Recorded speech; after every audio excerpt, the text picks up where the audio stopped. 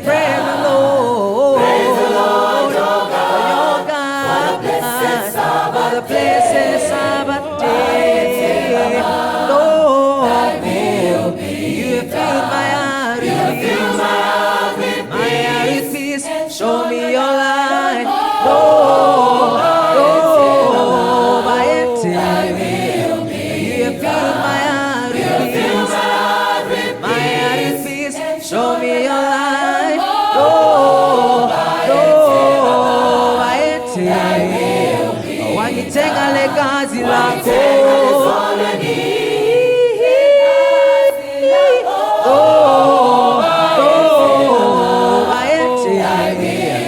Wangitenga legazi lako.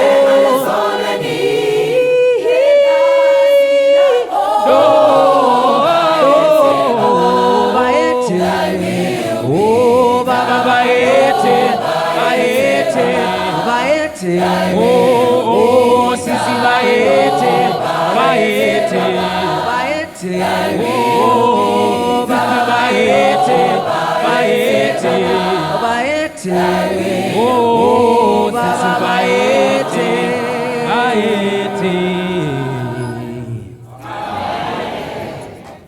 Tinotenda sangano la Mwari nekuya kwataita. I think this is very important. You can see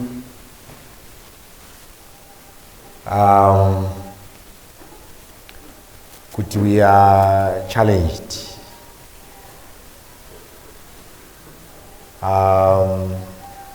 Just opposite us. Prema soya hapo. Mrukuanzo kama soya hapo. Warunagirwa ndizi. Warunagirwa ndizi zao. Iyo manje pa kuna matawani strength man. Hawatambi. Zvatinoita kunoku. And so at another church ndichitaura recently. And I think problem is we have created my Seventh-day Adventist members. We have not been able to create my disciples of Jesus. I think miguya yekuti unotenda here kuti uchange uri nhengo yakazara yesangano re7th-day inofana kuchinjwa iwe. Bozo wano dzingori nhengo bedzi zechechi. But kuva a true disciple of Jesus iwo ndo comrades. Hadza Jesu kana munhu achida kunditeera ngaatakure muchinjiko wakanditeere. Maybe panotaurwa statement iroro rekuti carry your cross. Vamwe vedu we don't understand zvakaitika kuna Jesu muprocess yekutakura muchinjiko. It was not an easy road. Kana ukatarisa how Jesus suffered for us, you can appreciate kuti kutakura muchinjiko kwa comrades asinyore. So now we'll be asking many questions. Kuti zvinhu zvatiri kuita izvi isusu masavada ndizvo here zvatiri kufanira kunge tichiita? Kana tikanga taenda muprofesi tinoonekwa isusu tichinzi hatipise, hatitonori, tiri lukewarm. Ndo zviri kuonekwa muprofesi. Jesu achichema nesu. And zvinoda kuti zvinoratidza sekuti isusu also vanhu vacho tiri more comfortable nesi condition iyi. Hatisi kuda kutirimuka ba. Even if Mwari ari kuzama. Nekuti ndinofunga sekuti imwe biased mind yatinayo kana kuti theory ndeyekuti God will never leave us. But salvation history have taught us that God is free. He can abandon his own people. Salvation is free. He's taught us. God is free. Is God. Akambotaura futi na Moses kuti Moses andakufunga wana wanga tungouraya nditange newe patsva. Moses ndiye akazoti hazvigoni, but iye mupfungwa make angati ava zvakwana, hatichakwanisi. Mazavadi, kunyange Mwari achida kukushandisai mubasa iri, kana mukasafunga kuita basa racho, musafunga kuti iye haana mamwe maoptions. Muwanga ndiri kutaura, musajinyepera izvozvo. Then zvimwe zvatinofanira kuziva maadventist ndezvokuti basa iri richapera. Basa iri richapera. Rinogona kusapedzwa nesu, asi richaita sei? Richapera. Izvozvo put it on record maadventist. Now saka zvatinofanira kuita izvi ndezvokuti kana tida kuita program yeprayer, tinofanira kuita promotion yekupromota nguva yekunamata. Panofanira kuti zvidaidziro wanu nhasi tinoona kuti musazokanganwa. Kana tikanga tida kuita daily fasting, inofanira kunyorwa pasi nedate, vanhu voudzwa 3 weeks prior kuti musi wakati tichazofasta. Ndo vanhu vada kurowana nemamuslims. Mamuslims vane Ramadan, avatambi panyaya iyoyo, because fasting promotes discipline. Satan chaiye haashandi nevanhu vasina discipline muzvinhu zvake. Anenge achinzi muprofita apo pagwanza apo haarare mumba, anorara mugomo upenyu hwake hwese. Indakafamba panonzi pamitumbi mitatu kana ndikuto kutaura chitotora nyaya yacho. Pamitumbi mitatu pane muprofita, mudare nemusadare, haarare mumba, anogara mugomo kuti awane simba raanoshandisa pasoa. Then isusu takungowana simba takarara mudzimba dzedu. That will never happen. Even madisciples akazama, vakasangana nemuya mukomana akanga ane chirwere cheupusha. Mamuziya mukomana uyo? Hanzi Jesu anga akwira mugomo kunonamata, akawana simba, akadzoka. Vanhu vayazwa kunzi wadzidzi vari kutadza. Jesu haana chakawana, akangotarisa mukomana ndobva aputsika, mweya ndobva waenda. Ndobva ati pai mukomana baba wake wamumba azwa kunzi nevadzidzi, ko isusu tatadza sei zvamaita zvino? Zvakana Jesu, madhimoni type yamaona inoda bedzi vanhu vanoita fasting and praying, kuti hakuna chinhu chinoitika iwe wakarara muzvinhu zviri spiritual. Panoda commitment, comrades. Pada commitment apo kuti tiwane revival yatiri kuda, tiwane simba ratiri kuda, pachada commitment yenyu wana baba nana mai, vakomana nevasikana. Hapasoda kutambwa ba. Saka nawo tinenge tine bunch of men. Sabata kana rakapera vanorara mudzimba nemadzimai, Sunday vanomukira kubhora. Ndo vanhu vada kurowana nemadhimoni ari kuonekwa mubhuku raRevelation paBattle of Armageddon. Vanomuka kuita zvebhora nemajezi nechi, warara mudzimba dzavo. Mande vomuka wakumabasa tsvaka mari, wotaura hanzi imwe yetsvina mitatu yaya hatinorowana nayo tinopedza. Uri kuzvinyepera. Tarisa nepedyo uri kurota zvako iyo. Uri kurota zvako tokanganwa. Ende Mwari zvaari kutira izvo ndezvokuti kana usitori paplatform ikurwa maevents hautoripo, you are excluded, because Mwari anofanira kupurva kuti basa rinogona kuriita pasina manumbers. That's why statement yaJesu iri true inoti men are called but few are chosen. Ukatasa vara chairo riri papo rinoti men are called but few are quality. Saka kuya tichizara munomu tiri kubvunza nyaya yekuti quality yataanayo munomu one wangani watagadzira nebasa iri. So ihondo wana baba nana mai panyaya iyi. God is calling you young people, especially wechidiki, mareformations ese whether anoitwa munyika anotanga newadiki. Simba renyu kana tikariunza mubasa iri rokasira kufamba, wadhara waneta because wasvibiswa nezvakawanda, saka zvimwe zvacho hauchazvigoni ba. So God is calling you young people to join this. Munofana kuisa pressure,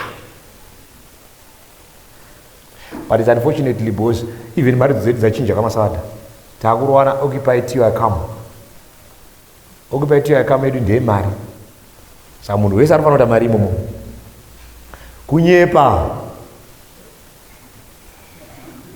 Kunyepa kuti mese muchaita tazari pejore kuti wakanyeperwa chawari kunyeperwa hakuna zvakadaro kunyeperwa noti masemina tozvamakana Jesu musari muchita izvo. Haisi clear nyaya yenyamunda kuti munofanira kusara muchiitei. Hamuna kunzi sarai muchigadzira madisciples. Hasisi clear zvamunofanira kusara muchida. Jesu haana kuti musatakure chinhu. Jesu haana kuti musanetseka kuti mangwana muchaitei. Haana kuti here shiri hadzirimi. Haana kuberekesa makati even maruva chaiwo. Haana kumbopfeka saSolomoni. Solomoni haana kumbopfeka semaruva. Jesu akati harisiro dambudziko renyu iro. Imi ruwai basa. Mavhesi haana kutaura kuti the just shall live by faith. Isu hatitendi. Jesu akataura even nyaya dzechingwa idzi. Akati imi pakati penyu regai ndikubvunzei. Ndiani pakati penyu ane mwana wekuti kana akakumbirwa chingwa mwana wake anomupa dombo, kana mwana wake akamukumbira hove anomupa nyoka? Zvikanzi kana imi makaipa nenature yenyu muchiziva kupanana zvakanaka, ko baba venyu vari kudenga vangatadza sei teerera kukupai mweya mutsvene kana makumbira? Mazuva zvamunopiwa nababa, baba vanokupai chini? The Holy Spirit. Why? Because the Holy Spirit is powerful kupfuura chingwa. Saka isi tiri kuita maprograms ekutsvaka chingwa nehove, tisingaite maprograms ekutsvaka mweya mutsvene. Kana ini ndikasangana napresident wenyika zvonzi Marufu wawana mukana wokusangana napresident, kumbira chaunoda. Ndobva ndati Mandara ndikudawo airtime ye5 wanzwa here mukoma wouta Mandara ndikudawo airtime ye5 vanokona anoti zvikuratidza understanding yangu yandinayo kuti iri wiki. Handisi kuziva wandasangana naye because nanzi kumbira chaunoda kumunhu anokupa. Mwari arida kupa vanhu mweya mutsvene. Ari kuti ndiani angandikumbire mweya mutsvene ndimupe. Zvechingwa nehove vana mukoma wota vanokupa yavo. Kana vari mukoma wota ndinoda chingwa vanokupa, but mweya mutsvene mukoma wota havana.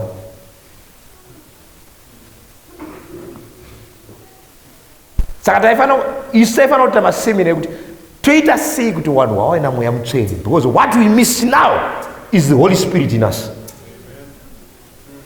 You can see kuti our behavior haisi kukoresponda nemabasa emweya mutsvene anotaurwa. Even church yatinoona mubhuku ramabasa apostori, vanhu vana mweya mutsvene, zvavaiita ne-our behavior hazisi kuratidza kuti mweya mutsvene tinaye.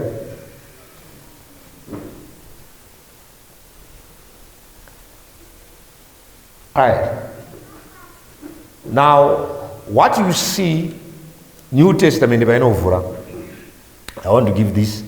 New Testament painovhura. There are only two people that are pronounced kuti vana mweya mutsvene. John the Baptist and Jesus. Ndo vanhu two vana mweya mutsvene. John anonzi na Luke chapter 1 achazadzwa nesimba ramweya mutsvene kubva padumbu ramai wake. Mary anonzi chauchatakura mudumbu rako ndechamweya mutsvene.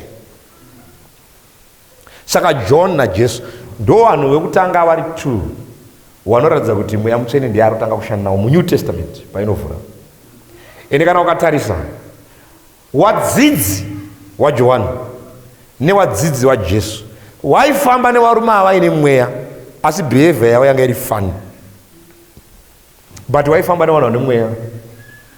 Johani anga aine vadzidzi, Jesu anga aine vadzidzi, but kana ukaverenga maaccounts acho vadzidzi vaJohani bhozi vanga vasina mweya vanga vari busy kuona zvikuitwa nevadzidzi vaJesu. Johani akadzidzisa kufasta asi vadzidzi venyu vari kudya nekumwa. Waenda unoripota. Johani ari mujeri, uya wamaiparidza mhiri kwerwizi ari kudiwa nevanhu vese, imi makasungwa muno. Itimu risina mweya.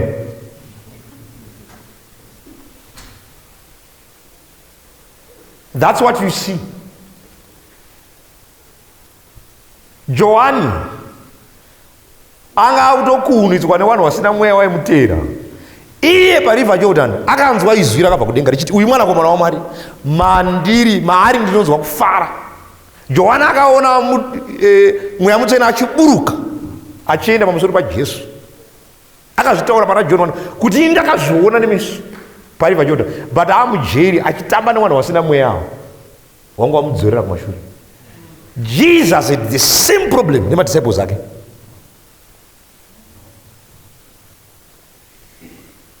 Kana church ikangoita vanhu vasina mweya mutsvene, ende tautaura hapana paunoona Satani achiita dambudziko nemadisciples evakomana. There is nothing Satani angazo chaitoshandisa iwawa. Anoziva kuti Peter akazonzi naJesu, get behind me Satani. Wana vaishanda naJesu ana mweya mutsvene, but ivo vasina mweya, they were big problem. Even Jesu akataura chinhu ndo vaitanga kuramba. Jesu ari kubvunzwa nyaya yemarriage yakamira sei nevaFarisi, ivo vanga varipo vakanyarara. Jesu akatanga kutaura nyaya achitaura, hamuna kurava here kuti iye akawasika pakutanga akawaita murume nemukadzi. Jesu akataura, ko Mozisi akazotinyorere kuti parugwaro tira mukadzi. Zvikana Jesu asina kudaro, asina kuda kwokuti wenyu Mozisi akakutendera kusema madzimai, asi ndinoti kwamuri murume achasema baba wake namai wake unamatira mukadzi wake avairi vachava nyama imwe. Izvo Mwari zvaasanganisa parege kuva nemunhu anozviparadzanisa. Jesu ataura zviri clear, ndobva achiita akaextend kekuti kana murume akasiya mukadzi wake pasina mhaka yeupombwe akanowana mumwe akuita upombwe, neanowana akarashwa aita upombwe mumwe make, ipapo vadzidzi vake vakati kana zvakatodaro pakati pemurume nemukadzi saka hazvina kunaka kuwana, hatichatorore. Jesu angati vanhu vasaroorane, ari kutaurira achidaro. Svikana Jesu vamwe vakaitwa ngoma vakomana nekuda kweevhangeri, vamwe vakaitwa ngoma nevanhu. Jesu akutanga kuti watsanangurira principle yacho kuti wanzwisise, hauda kutoramba wana Peter, hazvigone. Jesu asaka najaya mupfumi vataura nyaya dzemari. Jesu atichitengesa zvawaina zvonditere, jaya mupfumi aenda akatsamwa zvikana Jesu zvichaumira mupfumi uyu kuti apinde denga, pakuti ngamera ipinde nepaburi retsono. Zvikanzi nevadzidzi, kana zvakadaro saka ndiani achaponeswa? Zvikana Jesu izvi anotaura kuwana hazvibviri, asi kuna Mwari zvinogona. Zvikana Peter, ko isu takasiya zvose tikakuteerai tichapiwei?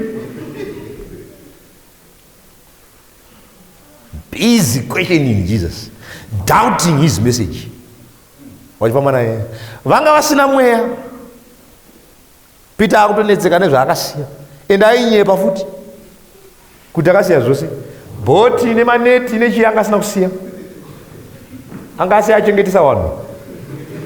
Akazotaura naJohn 20 kuti ndakunoredza bhoti yakaitora nemaneti nebanga anga ainaro futi, bhoza aiti hadzizive zviri mberi. Endofuka paakaudzwa paya kuti tichanoredza vanhu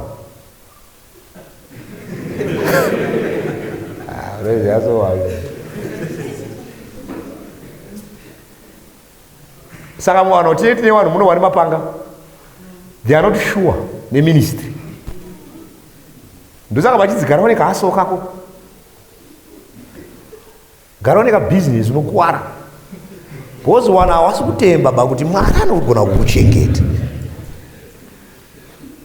Enda kutaura masawadha ndo anokurasisa, bhozi hawanawo mweya. Even vakapiwa naMwari duty rekuita basa rekuchengeta ministry havasisiri faithful kubasa iroro. Hamunoziva kuti Mwari anongoasaina vanhu vashoma kuti vaite basa racho rekuchiti ministry igare yakachengeteka, wanenge achiropafadza vachiita basa.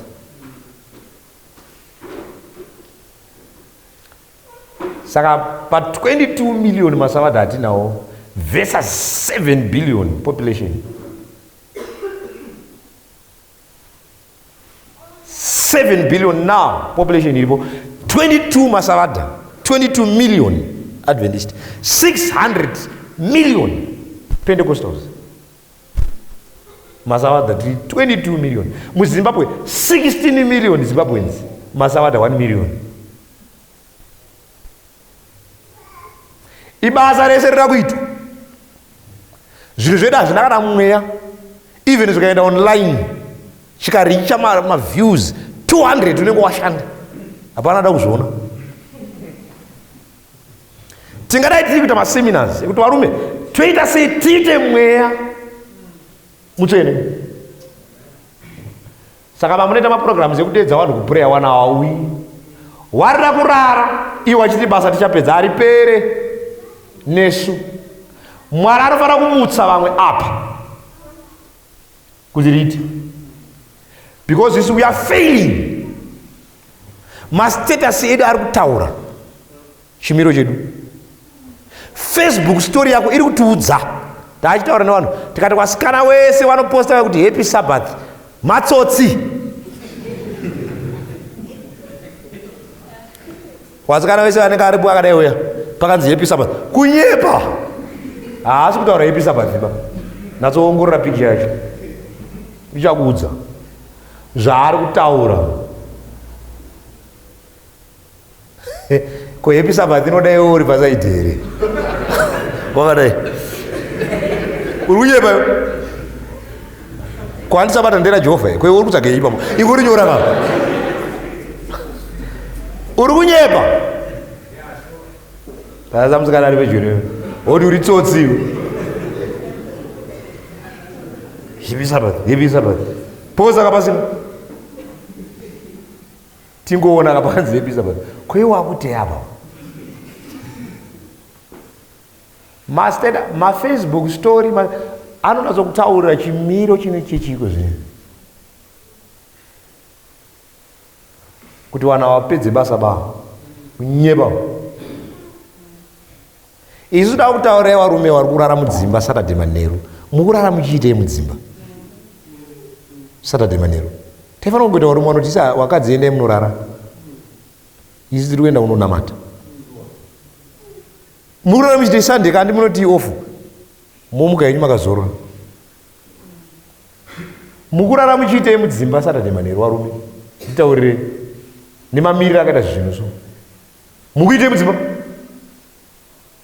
Isu hatichakwanisi nyaya iyoyo. VaSunday une mukadzi manheru, neSabata yacho manheru uri kuda futi mukadzimo. Kutadza kungoti wakomana tiri kuda kusangana timborara tichinamata, simba tiri kurida. Hatina varume vari dedicated to that level. Bhoza warida kumukira kubhora mangwana makisini, tozomuka takaneta. Chechi yedu yesocial entertainment yekudya nekumwa iyi ndomaprograms ari kumazuva, kudya nekumwa, madhina, maouting evarume nechi. Ndizvo zvatiri kuswera tichida. Tinoriwana seiko simba racho? Tinoriwana sei simba racho? Tasaone even kunonamata kuti tiri kubuda kunamata. Unonazoona hapana zvatiri kuita ba. Even wakapfugama iwe unozoona kuti ndikapfugama hapana zvatiri kuita bana. Unozozviona kuti wamalaka takapfugama zvedu kuti kana connection yacho hapana. Unozviona wakaka ubude tikuda kubudisa mama chozvo zvounoenda panza.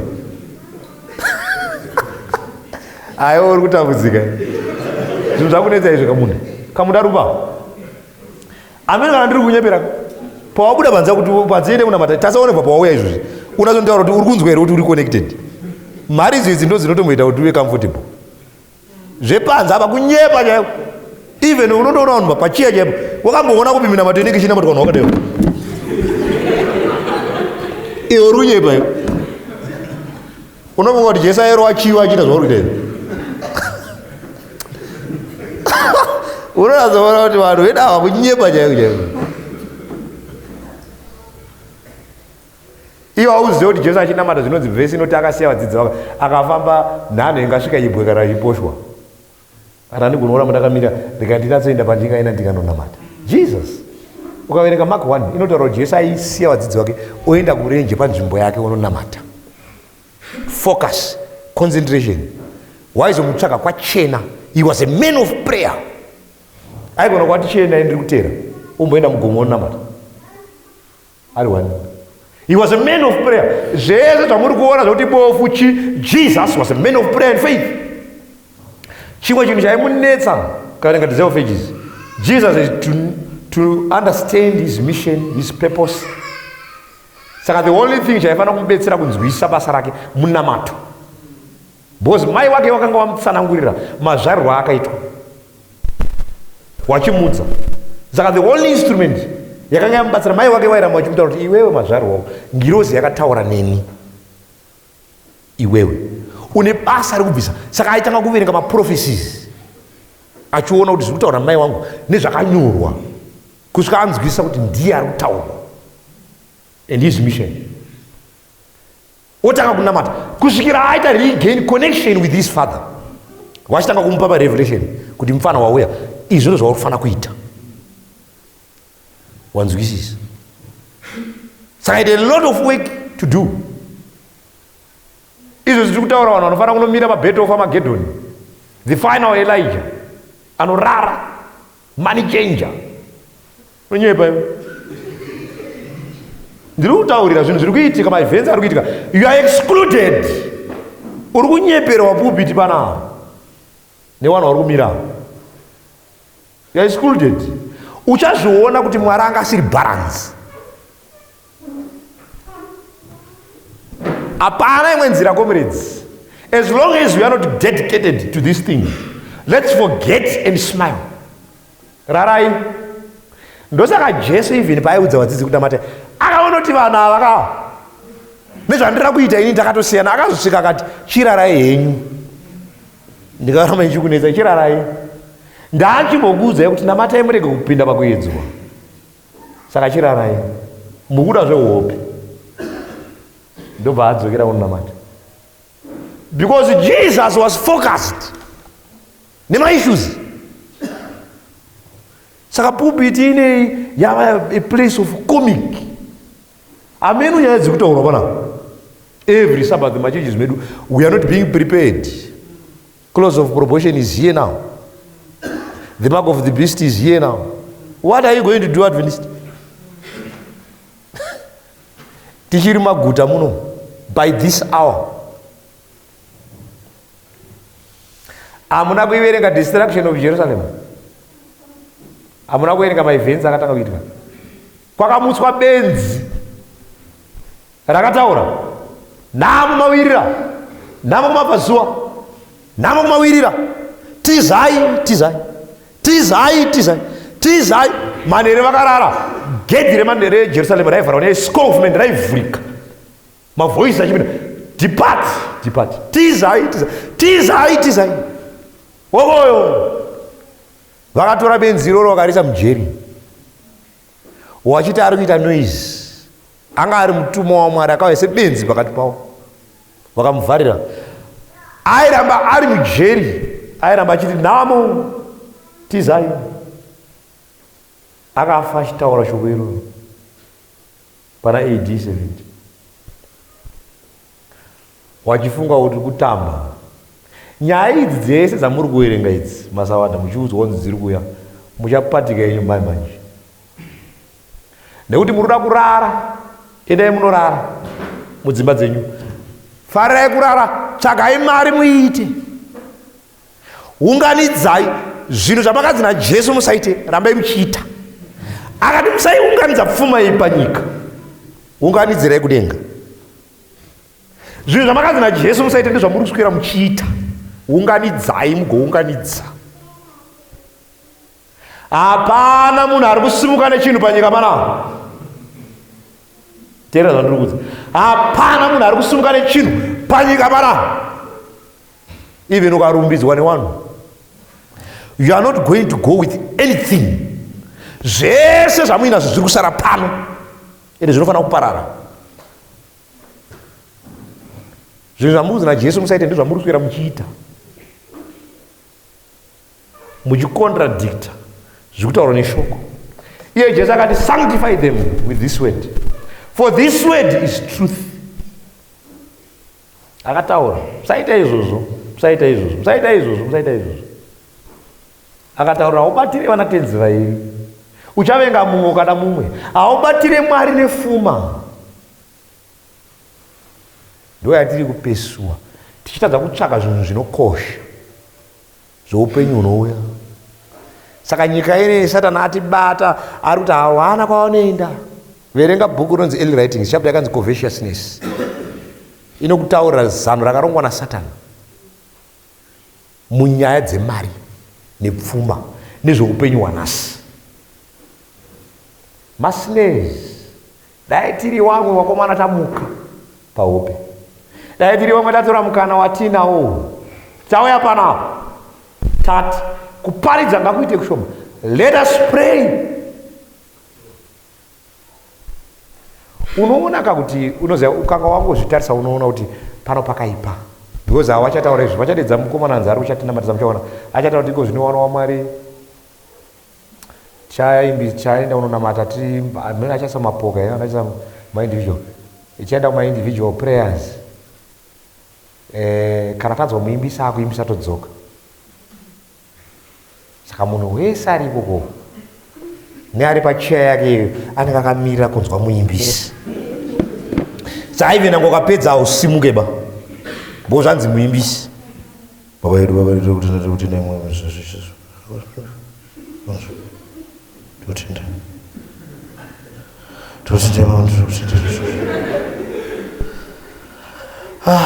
amen.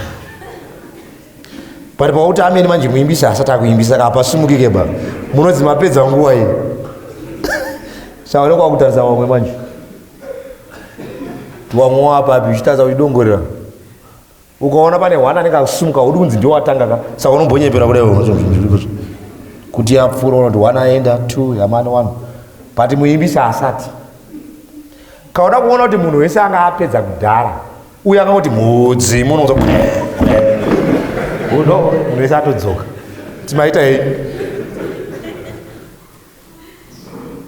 Ende paoneka uchifunga kuti machurches mese mukuti all night prayer, we are not doing all night prayer, all night preaching and singing. Because what you see pamaflyer pane mapariji 7, magroup 4 adedzwa kuzoimba pa all night 1 in a 7 hours. Muparidzi wega ane 30 minutes dzekutaura. Vaimbi vanenge vachipiwa ma2 songs, kozoitawo music idi mucongregation yanzi taura kumboita inonzi power hour. Mene mapower hour anenge achigadzirwa ya power hour. The opposite of power chi, vakadzidza the opposite of power chi.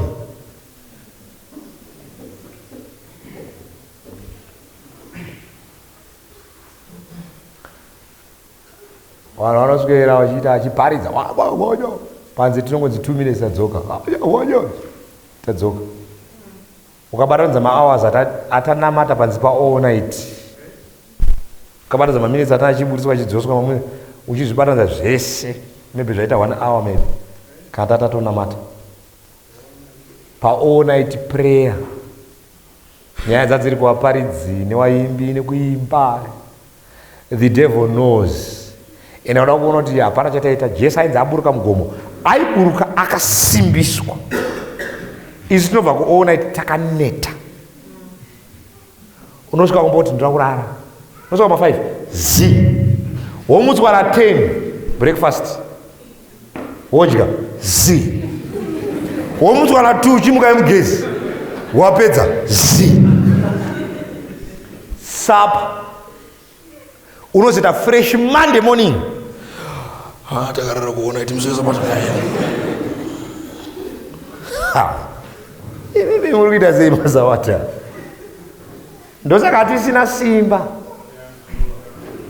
Ndiri kutaurira ka. Enda udi kuudzwa tunyaya yoti. Uda kunyeperwa futi. Ndosaka simba redu riri shoma comrades. We need a revival on this thing. Chatiri kuti prayer. Because you know the power rako. A lot of kneeling down will always brings you in good standing with the Lord. A prayerful person is a powerful person. The opposite is true. A prayerless person is a powerless person. Muna asingana mata hana power ba. Ma ministries here anoshaya simba. Because wana mati, wana fast. Fasting is discipline. Pane zvakawanda zvinoitwa fasting pamuviri wako. Pane zvakawanda zvinoitwa nefasting pamuviri wako. Kana usinga fast, you will never feel that power. Kune zvinhu zvingafe zvakaitika muupenyu hwako until you fast. You will never see an answer. Ndoza zvinofana kunge zviri. Sadza rinofana kuita shoma mudumbu rako. Iwe unofanira kune dhimoni rinodzingwa nemunhu ane sadza mudumberi. Uchizowa sadza kudai, kama utofye. Arende. Madhimoni akangwara. Anozviziva saka uchiona vasikeva vakatonzi ime atokuziva ndimo anani. Who are you? Madhimoni anotoziva vanhu vanovhunduka nevasingavhunduki. They know everything. Hapana kwatiri kuenda kana tikasarivhaivha nyaya yeprayer. Kunyepa. We are preaching too much and praying less. Mabhodhi munonzwa noise inoitika mabhodhi. Vanhu vachiita noise. Hei chakadaro, hei ninga angaparidze, hei tsambeke iri kupi, hei vanhu vachitaura zvakawanda, hei wazodai, makazodai, madini iri kupi. Wapedza hanzi nguva dzapera, ngatada kuvhara. Ngachingopiwe kamunamato. Nauda nenyu kuti gaga tada kuenda. Vanhu vanoita 3 hours dzekutaura mubhodhi. Then voita kamunamato kadiki kekuvhara. Kuti waende. Kusvikira even today, if you check, we've become like Catholics. Our prayers are now written down in our memories. They are now formal prayers. Undozviziva kuti uyo ari kunamatira muparidzi, ari kunamata padivine achati iwai nemuimbisi. Mowa neuyo achaita munamato wekuvhara. Unozviziva achataura. Woziva kuti achabva ati muone muparidzi. Kuti asataura zvake zvinobva kumusha kwake. Muti ataure zvinobva kwamuri. Muzita raJesu amen. Ndo munamata yacho. Ndiye munhu wese anouya kunoku nofanira kutaura nenzira iyoyo. Zvakasiyana chineri paketikizmu pabhuku yedu yanyorwa mumusoro. Takungoita repetition. Tinongoiripita. Zvinongodipenda kuti uri kutaura nevoice iri pamusoro kana kuti iri pazasi.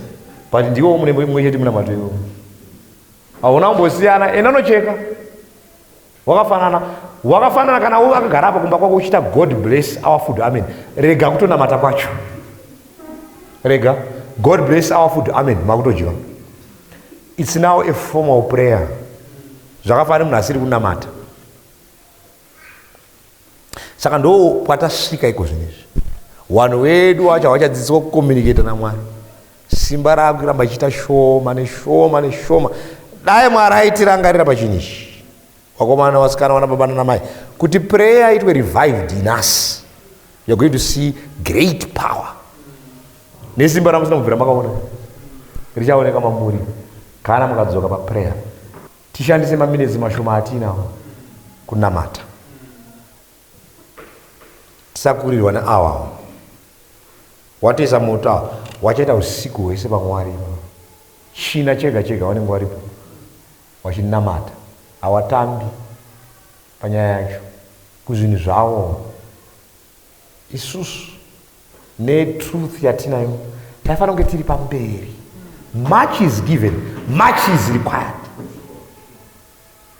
Mwari ari kuexpecta more from us than from them. Dai Mwari atibatsirawo taisa zvoto ngoma woto kuti vhiki rino tiri kwamukuma mutema weza moto pawo padzimai tichinamata. Why not? Next week toya kwenyu. Why not? Isai zvoto wakomana tiwe tinamata. Why not? Tinokundwa nawa even munhu akaita dambudziko hawatane ingosvika ipapo utanzi zvinhu zvanga zvinaumira mushe wanoda kutaura kuti choto mangwana pamwe pako wautisa moto havatambi iwe ufoona kakukuna yudha kuti kumba hakuna kumira mushe. Mwari akuitirei zvakanaka. Mwari ave nemi mana Mwari atibatsire even wafirwa cheko unosara wega vanhu vachiita hapana because hatisi kukonekta pamwe napato patofanira kukonekta ndopatinogadzira kukama paprayer. Our churches have become weak. Saka even pandika rufu hama yedu inotambura iri one kusvikira vanhu vedu have said kana mwakaita dambudziko haagoni kunyora mugroup kuti ndinamatire. Anoziva kuti hapana anomunamatira. You suffer alone. Mukoma wokuti otoonzwa kuti hanzi azofa kuti akafa unozizopa zvidaidziro kwaana mbotaura kurwara kwake wani bhosi anoziva kuti hapana anomunamatira. Even mwana wako akaita dambudziko izvo hauposte mugroup because hapana anonamata, hapana futi anoita action. Wana vanongoti noted zvatopera. Usiku midnight kutsvaka kuti ndotakurwa nani wotozotakurwa nemuhedheni ndianomhanya woenda kunoisa wonzi mwana wako ari kupare zvinozodeidzirwa sabata masikati kana tazovaona kuti kasavaona zvavharana. Kune mararamiro atiri kuita wakomana munditaurire mimi kuti nyaya dzatiri kutaura idzi nenyaya dzatoti homeward bound yeti anomira parwizi hapana. Even kumhoresana chaiko kunotonetsa ipo panapa. Nziyo dzedu dzacho dzinototudza kuti zvekumhoresana kunogara marega tinozoonana miri kwerwizi miri ende vanoti ngale kuseri kana usina kuonekwa hatiko hapana zvangu zvapera. Miri kwerwizi tichamhoresana kopanapa tisataenda kumiri. Now because we don't pray this becomes our behaviors. And Jesus mingled with them. Faranawo, he was a great master. Watadzi, Faranawo, chitaura nawo. Achienda mudzimba dzawo ana Zacchaeus, achipinda imomo wachibvuma. He was a wonderful savior. He stayed in a pride. Nekuzvirumbidza. Omwana Mwari atibatsire omwana. Kana uchifunga kuti ndiri kutaura zvekunyemba uchazviona pa uchafirwa namai wako. Masawadha anenge ari muno. Maziva Jesu iwe uri kurufu mai wako afa nezvigure zvichiimba parufu ipapo iwe vari kurufu zvichikuimbira ndiwe wakauraya hazvina mhosva paukama masaura isabate wachitoziva kuti kuna mavhesi anoti chemai newanochema vanovhura chichi mukomana inge hatinawo wafirwa namai wavo zvidaidzire pozita mwana kuti kotadii kuenda kuvespas kumba kwacho savanozwera vari pano tucha pavespas tiri kusangana kuvespas zvigure zvichiridza ngoma kuchu hatiridze ngoma pana haparidzwe ngoma pana wokuchechi wacho wauya wosvika pamusoro yevana vaMwari tine urombo nekurasikirwa kwataita katibvunzwa kuti Mwari ari kuti chii wakasaona chaunoziva wakafa hauna chaunoziwa. Zvikuru izvi zvakapaka hazvo apedza tichaudzwa urongwa hwapera. Tichaendesera mberi deception yacho manje tichaenderera mberi chiimbisirwa nekunyaradzana kunyepawo. Uya atotaura nyaya yacho achitopedza akutenda pane vamwe wake amwana toonana wamwana enda akutenda patento tobatana toonana tozodzwa mangwana tanzwa program wa aenda muimbisa anenge achiimbisa achiona vanhu vachibuda wanhu vane pfe iye achiimbisa kuno. Zvigure zvine zvakapaka zviri papa zvinotoziva kuti havarare pano vari kuenda and hour later hapasina munhu vanhu vese vaenda wasara wega namai wako kofinirapo nezvigure zvadzoka ndiwe wakauraya hazvimire svakwaedzi masavadha ari mudzima kwaedzi hanzi finaro yacho munhu ari kuigwa nguva yewakomana ichi ndine imwe program yandinayo pakaipa uchanga uri wega mukoma even anomira newe pamunamato unenge usina munhu vanhu vaenda wako mabasa awo nechi uri wani pataifanira kuona masavadha achimira vamwe vachimhanya chinzi mayeuta zacho vafamba naye vari kufambira mapepa vanayewo mapepa dhoka iripo yakapfeka girini iripo even mbuya dzako dzabva goge kuzochema dzichiona girini yakati chacha vanoti vana vandevapa pachirwa minamato yekunyaradza vanhu wana chechi ndeipi iri kutamba so zodzi chechi yake ndo hama dzake chaidzo idzi because hama dzedu dziri kudzimba kwatinobva vanotina mun'anga nemasvikiro nekumasowe. Hama dzangu chaidzo ndimi makagara muno. Saka ndaifanira kuti ndikaita dambudziko zvikandiomera nditange kuaporocha imini ndisati ndaenda kunavo kuti mundibatsire neminamato. Ndimi munoziva kundisvitsa pana baba ndafirwa. Ndimi munofanira kunge muripo muchipusha makamira neni. Hama dzangu dzichiona kuti ane vanhu wake kusvika wati toda kupinda chichi but mamiriro azvakaita vanhu vari busy. Vanhu vari busy. Jesus is not being represented well. Kutakura muchinjiko handi chinhu chiri nyore. Unofanira kuzviramba kuti urare panhamo. Unofanira kuzviramba kuti urare paona ichi kuzviramba. Vamwe vachiti kuri kutonhora woti ndendiri ipapo. Kutakura muchinjiko. Ngatisimuke.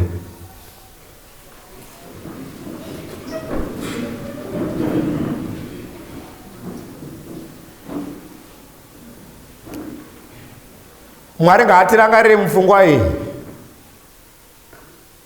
masavadha. God is not playing games. Ipfungwa hombe iri kuitwa naMwari pazvinhu izvi. I want to tell you a very short story. I'm inspired with this as you stand before we pray. Hanzi masavadha ari kufamba achiparidza mudzimba. I've said this in many places also. Achiparidza dhuma neumwe efamily. Iripo family vanhu ava vari kuitawo zvavari kuita upenyu hwavo. Masavadha auya tisu masavadha tine musangano watinawo toda then vari kutaura the wife the husband aripo ane machete yake ari busy kurova heji yake achiteera zvavari kutaura busy achitema zvake. Mai wanzwa nyaya yacho akati atinouya waudza murume zvane murume aina handiende mumachechi aya kana uchida yoenda. Mukadzi aenda asvika anzwa vhangeri she's convicted. Aenda mangwana anzwa vhangeri she's convicted. Anzwa vhangeri she's convicted. Kudzamara ati I want to be baptized. Aenda sarudzo yake auya kumurume akati vanhu vaya vakauya panapa ndakuda kubhabhatidzwa kuchechi kwavo. Kune baptism mangwana zvikanzi nemurume wacho aubhabhatidzwe. Hazviite aubhabhatidzwe. Aubhabhatidzwe. Zvikanzi ndofanira kukanzi aubhabhatidzwe. Ukaita nharo ndinokutema nemacheti. Ndata ubhabhatidzwe iwewe.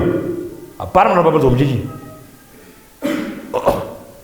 mukadzi uyu arara achinetseka usiku hwese nezvaakadzwa nevhangeri.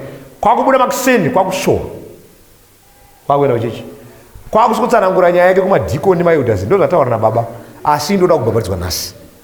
Vati vanotema sezvinongoitwa madhikoni ekusavadha nemaElders. Aiwa, hapana anokutemai maite tiripo, hapana anokutemai. Satya inzwai muri pamusha, inzwai pakadzirwa.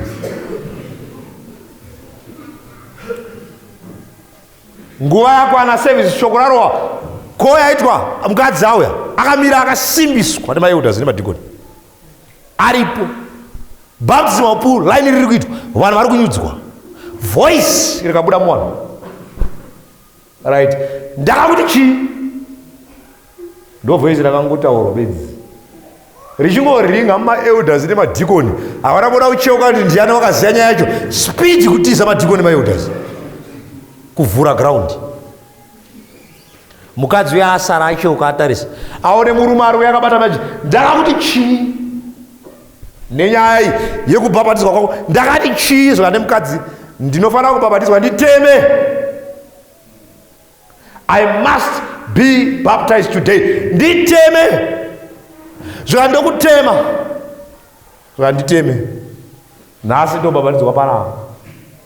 Murume uya akasvika pamukadzi uyu,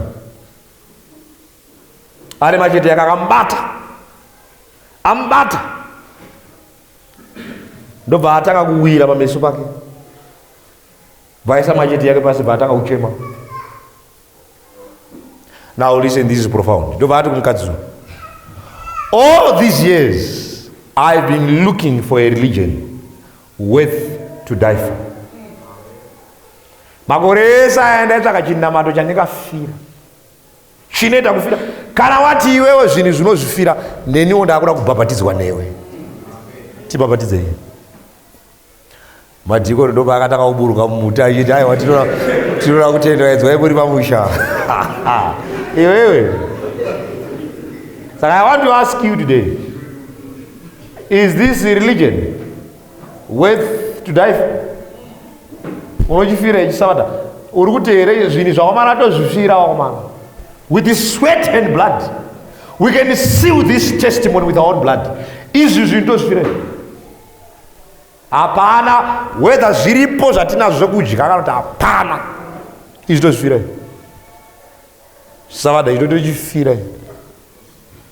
Namwe rikanzi raakubuda nouku, savada tochifira. This religion worth to die.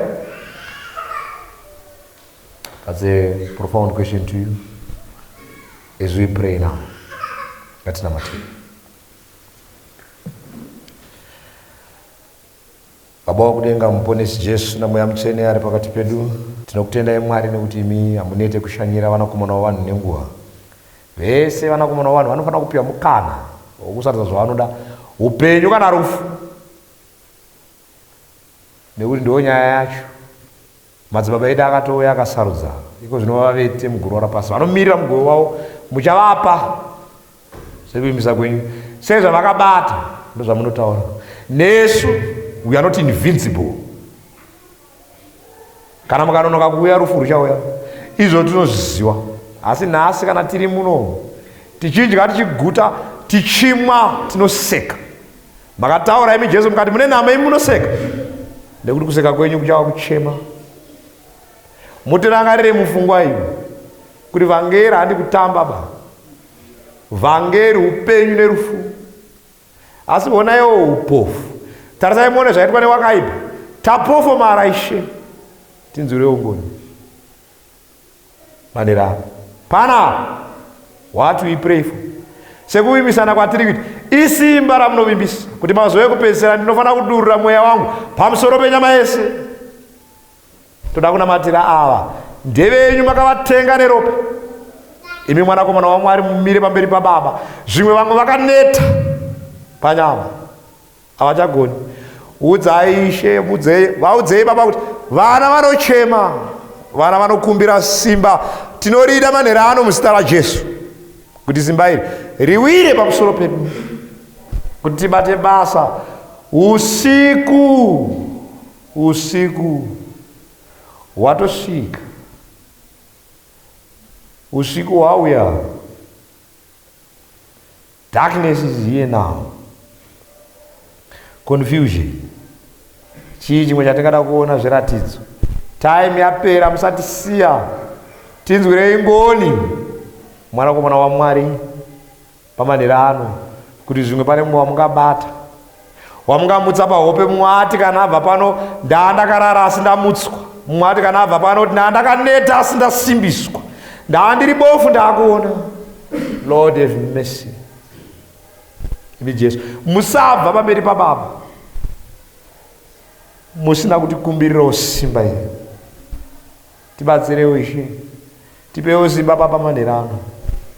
Tirangarirewo sevana venyu mukuchema kwese kwatiri kuita, nekufunga kwese kwatiri, nekudzamisa pfungwa ishungu dzemwoyo kuti nhai Ishe toparara here with this truth, nechokwadi chamakatipa chese ichi nemasavada, topera here tiparara murima isu chiedza makatipa. Tibetserewo, tirangarirwe manhera ano kuti munhu wese auya pano, that powerful letter reading kana achitenda aigamuchidzwe nezita raJesu, kuti tinobata basa tinofana kubatwa kwaedza mangwana mukati menyika. When the souls of men are dying, when the world is perishing, we are busy on ourselves. Pride, kuzvirumbidza nekuzvikudza, tiregererewo takatadza. Asi nhasi manheru tirangarirewo. Ndozvatinokumbira pamunamato uyu kuti kana matinzwirawo tsitsi nenyasha, matirangarirawo mukatitarisa isu vanhu vevhu nerudo rwenyu runotaurwa neshoko, kuti agape love rutibate. Ndokukumbira kwedu muzita raJesu tanamata, amen.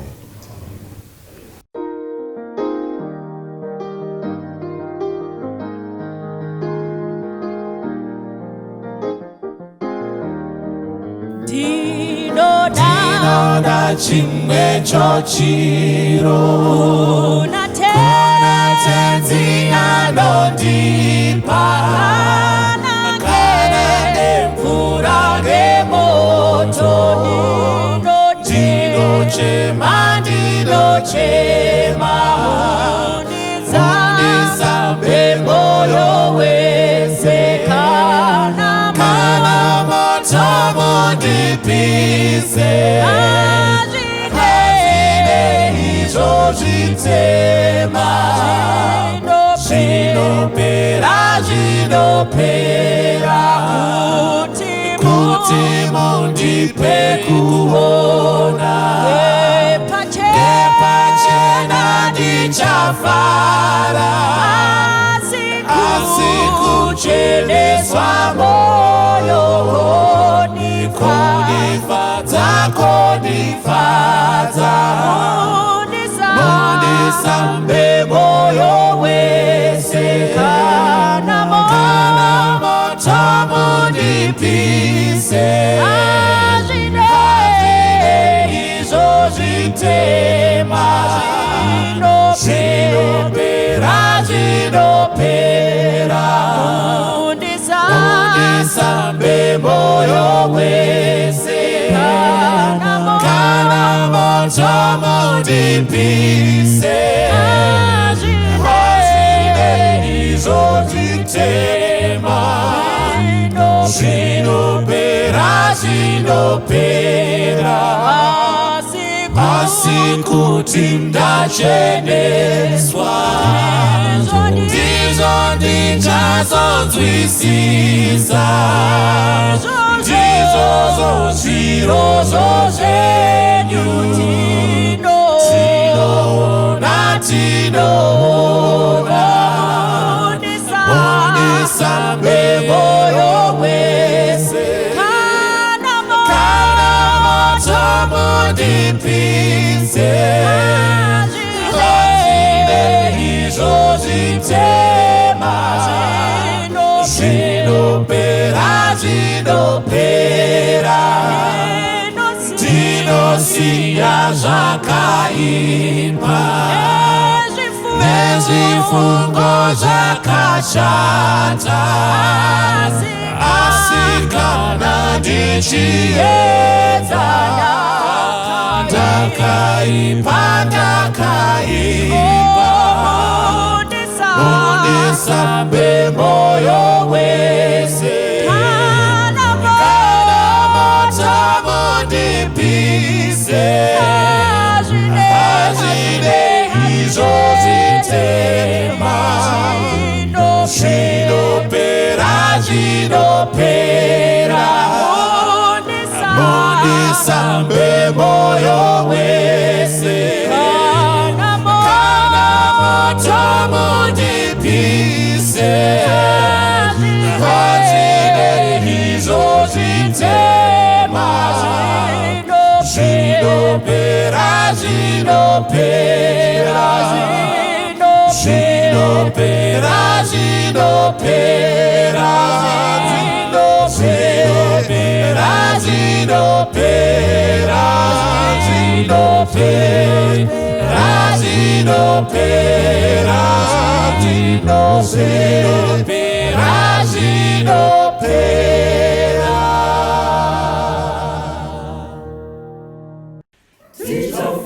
Tichafara apoto unza misumbu yesangora Jehova tinenge tapedza basa ra Jehova rekukowa.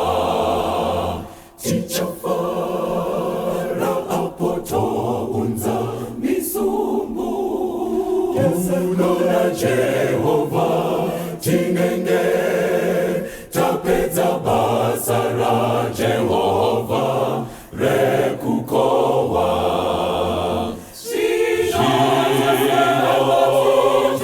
Tivate Jehova tibure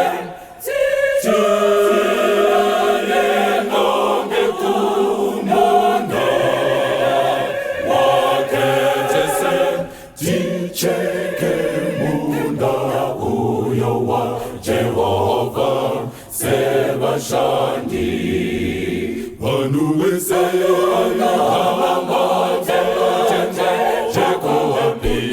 munda wa Mwari washande nesimba vaunze visungungusha nekuti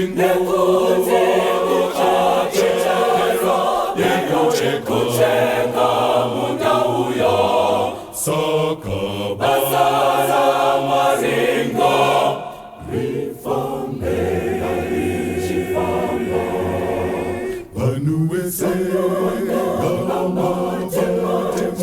jekowapiye munda wa Mwari vashande nesimba vaunze visungungusha nekuti yekucheka munda